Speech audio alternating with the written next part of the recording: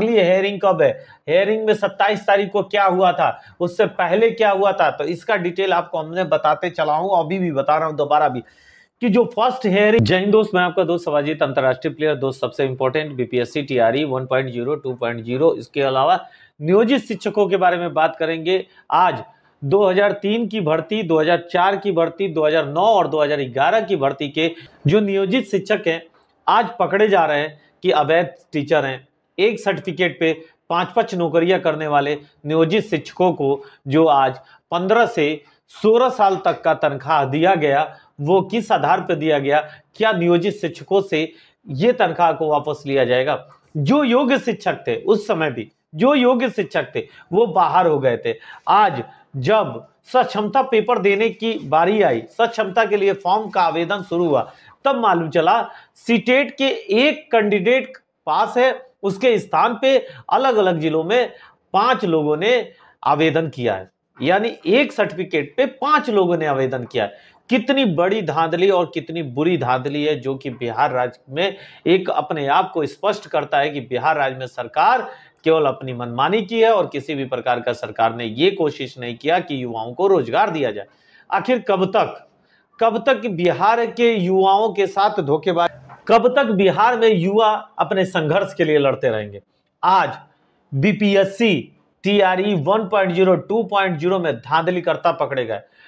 कब केंद्र सरकार सीबीआई जांच बैठाएगी, कब उप मुख्यमंत्री साहब ने जो कहा था कि इस पे सीबीआई जांच बैठनी चाहिए, वो सीबीआई जांच बैठेगी।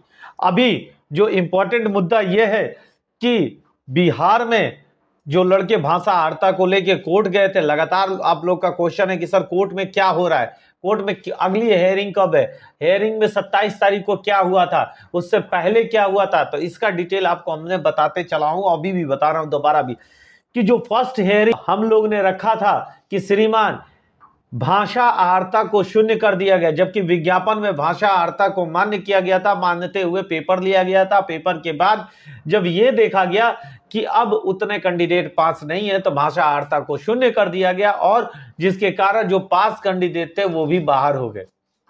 इसको लेके शिक्षा विभाग और सरकार को हाईकोर्ट ने बुलाया था, तो 27 तारीख को शिक्षा विभाग और सरकार की तरफ से एक वकील साहब लेटर जारी करते हैं कि श्रीमान इसमें किसी भी प्रकार का न तो शिक्षा विभाग का कोई लेना देना है, न ही कोई सरकार का लेना देना है। जो भी इसमें चेंजिंग किया है वो बीपीएससी किया है और बीपीएससी इसका जवाब देगी। और बीपीएससी की जब बारी आई तो कुछ समय मांगा है हेयरिंग के लिए कि हमें कुछ समय दिया जाए ताकि मैं अपने सबूतों को रख सकूं, अपनी बातों को रख सकूं। इसके लिए उसने अवसर मांगे हैं, लेकिन जो अवसर मांगे हैं वो असफल साबित होंगे। इसलिए होंगे कि वो कह रहे हैं कि भाषा आहारता को शून्य इस बात के लिए कर दिया गया क्योंकि ज्यादातर कैंडिडेट फेल थे, यानी 70% कैंडिडेट भाषा आहारता में फेल थे।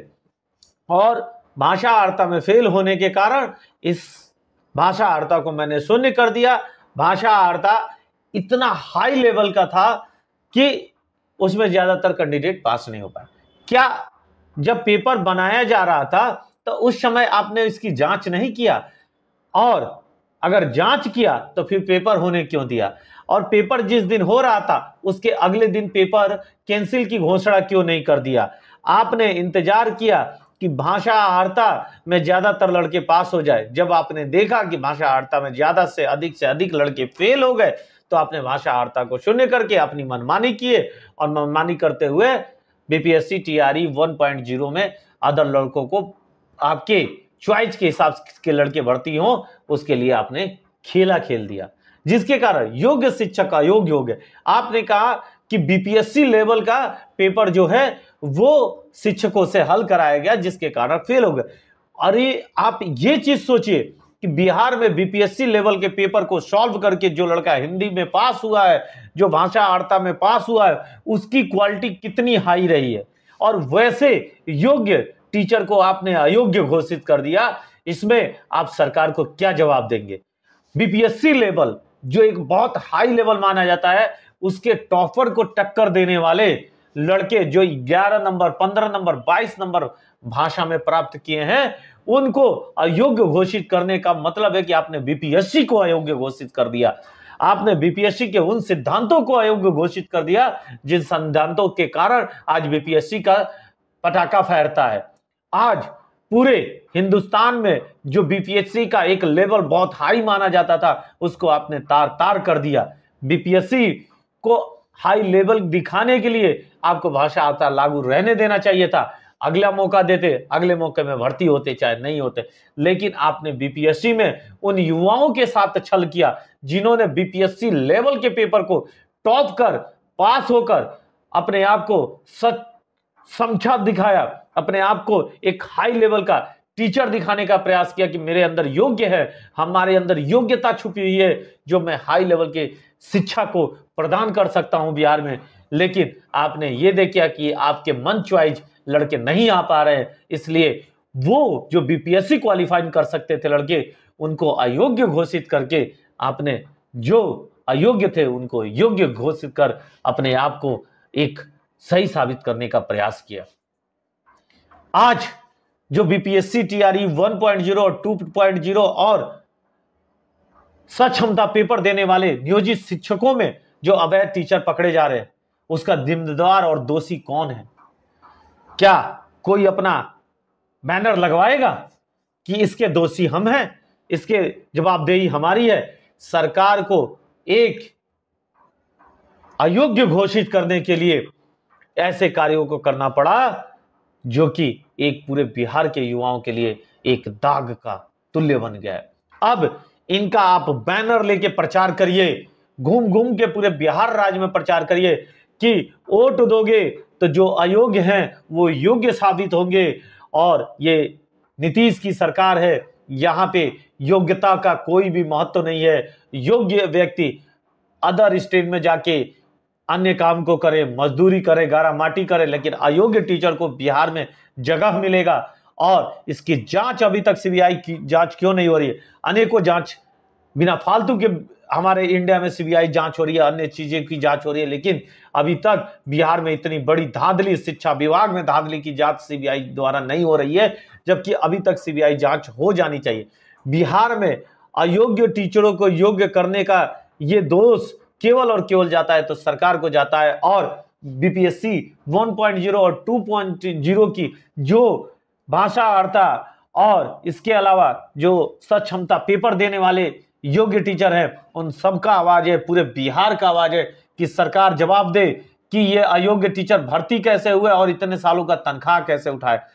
1.0 2.0 में अयोग्य टीचर इतने पकड़े जा रहे हैं, ये कहां से प्रवेश कर गए? जब सीसीटीवी कैमरा सारी चीजों की व्यवस्था थी और 750 रुपए हर लड़कों ने फीस दिया था कि सही पेपर होगा और योग्यता के आधार पे भर्ती होगा, तो उनको अयोग्य किस आधार पे घोषित किया गया? इसका भी जवाब बिहार सरकार को देना पड़ेगा। और जब तक सरकार जवाब नहीं देगी इसके लिए पूरे बिहार की लड़ाई जारी रहेगी।